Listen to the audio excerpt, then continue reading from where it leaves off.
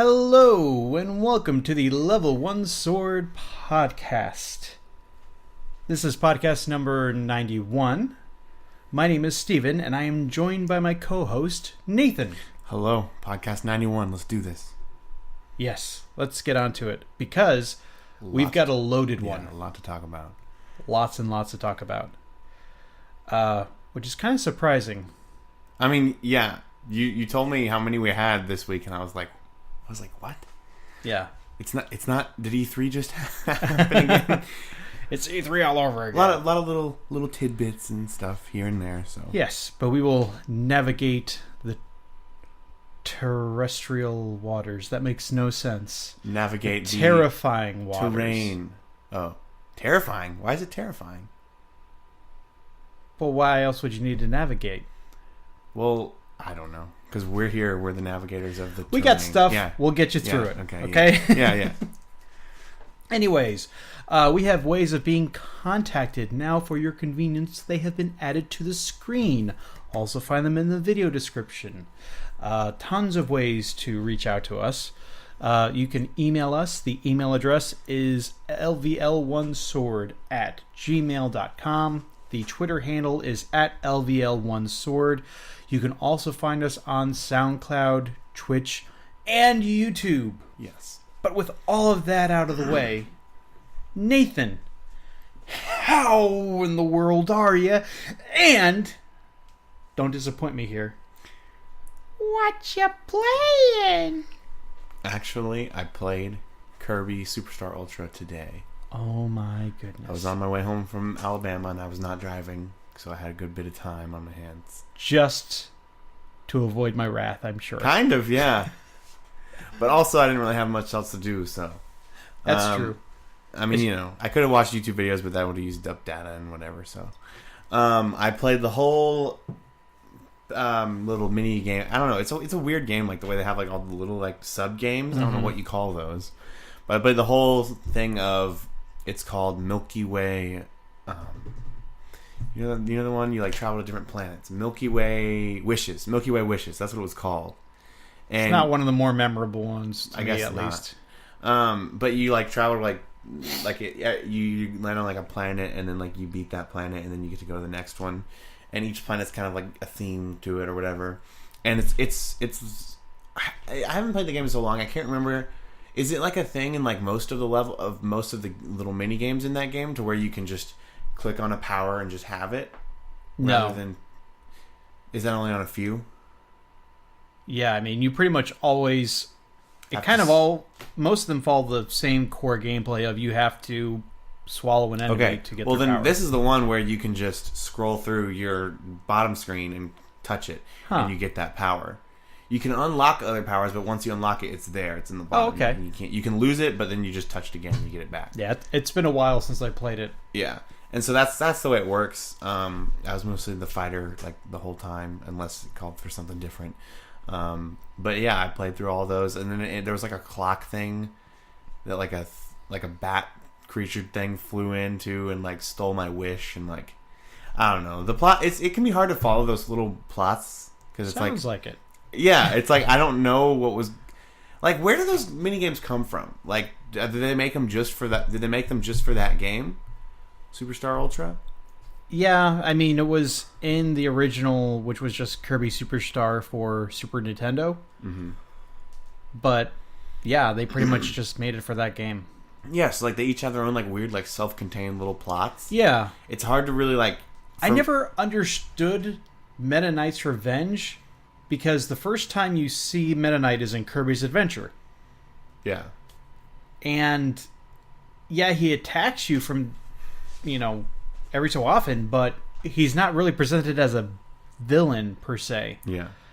And then, next thing you know, he's showing up here in this game, and he's got his own video game, and the Halberd ship is, like, attacking Dreamland, and... Is this the next game with him in it? Yeah. Oh, wow. I think... Superstar is like the next, if you don't count the Dreamland sequels on Game Boy. Like, I want to say it was Kirby's Dreamland, then Adventure, then Dreamland 2, and then Superstar. But it's the second game with Meta Knight. Okay. But yeah, it's like each little like, I guess like minigame thing has their own like little self-contained story, and it's always really hard for me to like keep up with it because like it's just such a short span of time for me to like really like figure out what's going on. So, and it's not really anything important either. It doesn't really matter. Mm-hmm. But yeah, so I ended up, the final boss fight was in like I was in a ship, like I was in like a little like he was in like a little ship flying around. Kirby was, which was kind of fun because I had gotten kind of tired of fighting bosses regularly. A lot of Kirby games, they fit a shooting section into it, and it's always well done. I always enjoy those parts. Yeah, I thought it was cool. It was like you just like fly around and you avoid all this stuff. Yeah. So yeah, I beat that. Unlocked 2 other little sections that I'll get to probably pretty soon. Now that game is in my DS instead of Majora's Mask, so I'll be more inclined to like open. Yeah, maybe you should just let some time go by and distance yourself from it, and then come back to it later when you've got like nothing else to do. Yeah, I mean, because it really is the kind of thing where you need like a lot of. You know, I actually haven't played that version of Majora's Mask yet, right? You just played the. I played the original. Well, it's like a port of it on the GameCube. Oh, okay. It was originally for the N64, though, right? Yeah. So you have the expansion pack. Oh, that's the one that I have, or is that the port for the GameCube? Well, expansion pack. The Nintendo 64 had an expansion pack that some games had to have to run. It's like a plug-in thing? Yeah. It's memory. It's actually like a memory pack. Kind of like how the early like Sega console, Sega Genesis had like all of those things that you could hook up to it. Yeah, all the add-ons. Yeah. Except this is just one. It was weird though. The expansion pack is... It's an interesting little accessory. Well, that's interesting because, like, why would you, if you can play Ocarina of Time on it, why would you not be able to play Majora's Mask? It's a more technically involved game. There's more stuff going on in it. The live time and all that stuff, I guess. I don't know. Well, and the moon constantly moving down. Like, because that's what actually really impressed me about it. Like, the moon is actually moving. It's really stressful. All the time. Man. It's really stressful. But it's not just like... Day 1 it's here, day 2 it's here, day 3 it's here. It's like always coming down. That's so cool that you can like watch it. Yeah, you can zoom up and watch it. But yeah, so I had fun doing the Kirby stuff. It's just, it's pretty straightforward, so no stupid time loops where you can't figure out what to do and all that crap. So yeah, I like it. So that's what I've been playing. What have you been playing, Steven? That's my exciting way of asking. Wow, I'm so jazzed now. What have you been playing, Steven? I think, I don't know. I need to brainstorm on something. Maybe one day. So, this is probably going to be my answer for a while, or for a long time. Xenoblade Chronicles for Wii. Mm-hmm. It's the last Wii game that I have that I haven't beaten. Wow. Yeah. Wii, not Wii U, but Wii. And Pokemon Gold on 3DS. Still on that? Yeah, Pokemon I'm going to be on that for a long time. That's Pokemon. I've never played it before either. I've only played the Gen 1 Pokemon games. Now this is Gen 2. Right. Something I don't like about it. You have to... So, in the first game, there were some Pokemon that only had like a 4% chance of running into them, or like a really low percentage chance of finding them in the wild. So when they've actually done away with that and this with a trade-off, this game allows you to it actually allows you to have a day and night cycle that is real time. Like when it's day during the day, like if you play during the day, it's daytime in the game. That's cool. There's morning, day, and night, and Pokemon rates will change depending on what time of day it is in a given area. That means that there's certain Pokemon that you can only catch at night, like literally at night. And I'm the type of person, if there's a Pokemon that I want, I don't move on from that area until I get it. So it basically makes me turn off the game and wait until night. And then I have to remind myself, oh, tonight I have to go catch this Pokemon. Yeah. Now, once it's nighttime, yeah, it's going to be easy. I think, like, maybe 10% is the lowest they ever go as far as their appearance rate, but it's still kind of frustrating how they did that. Yeah. And I told Matt about it, and he was like, you can't change the time? I'm like, no, it's locked. There's nothing. There is a method I actually found today, but it makes you go through this whole thing, like, what's the name of your character? It, like, basically has you fill out all this information to change the time. And it feels like you're not supposed to use it just to reset the time so that you can catch Pokemon at night. It's like, oh, did the system mess up? Oh, yeah. You know, that kind of thing. So I don't want to use something like that to change it. Right. But, so I'm kind of like, I'm a bit bummed that the game basically makes me stop playing it. I've never had a game do that. I don't know why I couldn't have just been like, oh, game time, do the whole 1 hour is 1 minute kind of thing, you know? Right. Yeah. Like Minecraft or whatever. Like any other game. Yeah. Majora's Mask does that. Yeah. I think. Exactly. So, well, I mean, you could just keep going until it is nighttime, but you just your playing OCD the game until it is your nighttime. OCD can't let you leave the area. I mean, what am I gonna do? Well, you can move on without catching a Pokemon, right? No. No? I mean, You gotta catch them all? well, there's certain Pokemon that I want to catch in it. Like, I want to catch all the new ones. Right. Because Gold and Silver and Crystal have all the ones from Gen 1 in it too, and I'm just When did this game come out?